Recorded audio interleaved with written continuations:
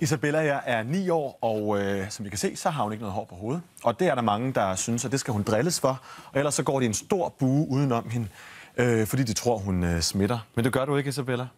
Velkommen til dig og dine forældre, og det vil I gerne fortælle folk i dag, at der er ikke noget, der er farligt. Hvorfor vil du gerne fortælle det?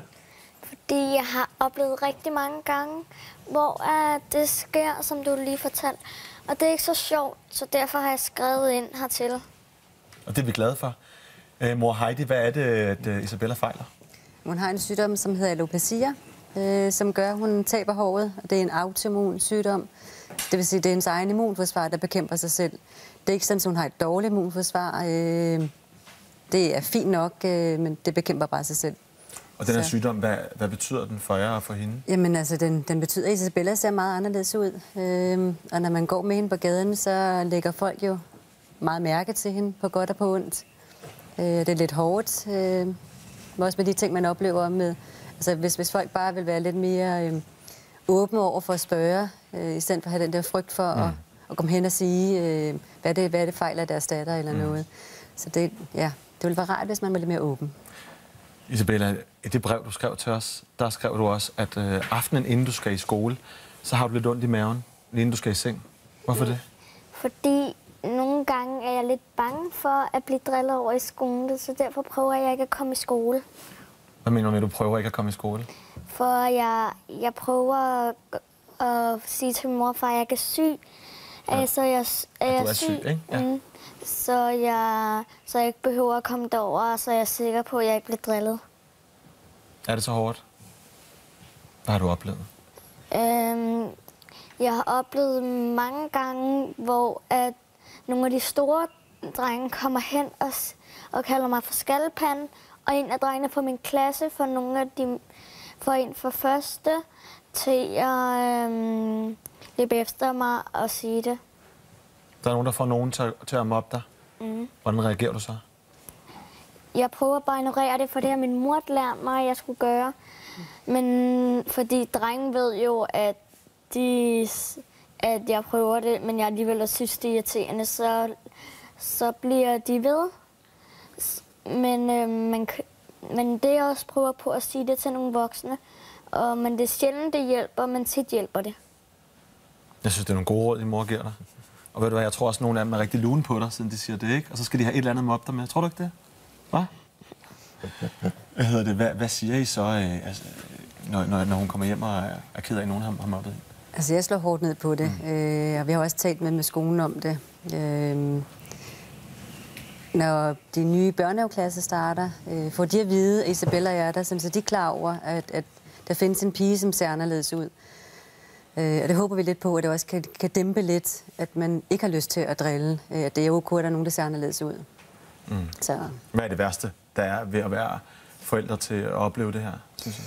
Jamen, det er den måde, folk kan kigge på, og den måde, folk kan, som jeg også havde inde på, med trække deres børn til sig, den måde, at nogen kan grine, fordi de ikke rigtig ved, hvad de skal sige, eller komme hen og spørge, eller bare tænke, at det er kræft. Altså i stedet for at komme hen og spørge, hvad fejler deres datter. Altså det vil vi meget hellere have, at folk spørger om, end at bare ignorere, når deres børn i svømmehallen siger, mor, hvorfor ser den pige skaldet ud? Eller, altså kom hen og spørg, det vil være rigtig rart. Men vel også, Isabella 97% af tiden er rigtig stærk. Men så er der de her 3%, hvor det er rigtig svært at finde ud af, om hun bliver ked af det.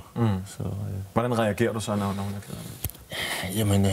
Jamen, man prøver jo med de her gængsende ting, synes jeg. Altså det her med at sige til hende, hun skal ignorere det, eller det skal hun bare... Sådan er det, og sådan noget. Men man bliver jo ked. Altså, vi bliver trist af, når det sker, og specielt det her med, at man ikke får lov til at altid at fortælle. Altså, du har jo også en paryk, Isabella, som du godt kunne tage på. Og tror du så ikke, at de så ikke vil drille dig, hvis du tog den på? Dem, jeg går i skole med, vil stadig drille mig, for de ved, at jeg ser anderledes ud. For det er ikke sådan noget, man bare lige glemmer. Men jeg kunne sagtens tage den på på gaden. Det er bare ikke så rart at have den på. Så derfor vil jeg helst undgå at have den på. Så derfor vil jeg synes, det ville være rart, hvis folk kunne stoppe med at drille mig. Eller kigge underligt på mig. Jeg synes, du så rigtig godt ud uden den paryk. Jeg har også gået i en skole, hvor jeg så anderledes ud end alle de andre. Og det lærte jeg også at leve med. Og jeg ved, du er her, fordi du gerne vil fortælle folk noget. Hvad vil du gerne sige til alle dem, der lytter med? Jeg vil gerne sige, at de skulle tage en snak med deres børn, og selvom man ser anderledes ud, betyder det ikke, at man faktisk er anderledes. Man kan sagtens være helt ligesom dem, selvom man måske er lidt anderledes end dem.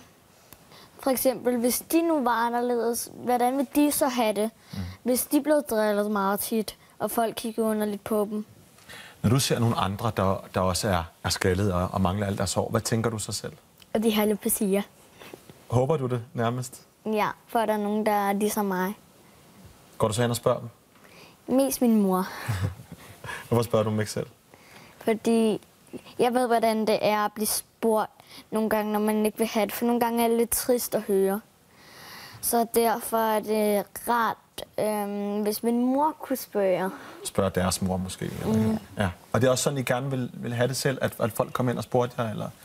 Ja. Det vil være rart. Altså, i stedet for bare at tænke, eller pege, eller kigge, eller grine, eller hvad man nu har oplevet af reaktioner, kom ind og spørg. Altså, vi er meget villige til at fortælle det, vi kender til sygdommen, og hvordan hvis det er at have den her sygdom og sådan nogle ting. Det er rart, at folk spørger. Og hvad er det, som folk gerne vil vide? Hvad er det typisk? Altså det vigtigste for folk næsten, når de kommer ind og spørger, undskyld, har deres datter kræft? Og når man så siger nej til det, så kan man se den lettelse, der er i deres ansigt med, puha, det har hun ikke. Hvad er det så, spørger de så, og så svarer man så. Og så må de lige få lidt flere informationer. Hvad er det for en sygdom, hun har? Og når de har hørt det, jamen, altså, så er de glade. Nu ved folk i hvert fald, hvad det er, det her, dem der har set med, og at du bare er helt okay og ikke fejler noget. Og det er du jo, og du er super sej. Og Isabella, tusind tak, fordi du kom hen og fortalte, at det er i orden ikke at have hår på hovedet. Tusind tak, fordi I kom alle tre. Tak.